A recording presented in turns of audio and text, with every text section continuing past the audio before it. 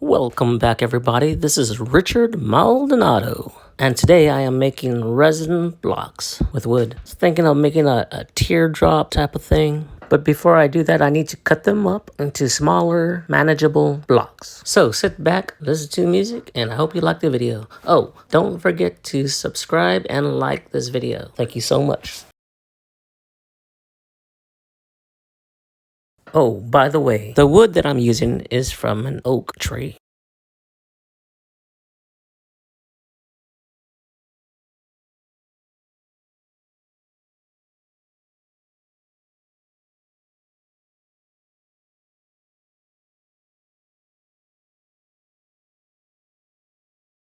To the left of this video, you can see that I already made one teardrop. I'm just working on the other one. I'm really excited to make this video because this is the first time I'm using two new sanding tools. One is 4 metal blocks. The other one is 9 micro mesh sanding pads.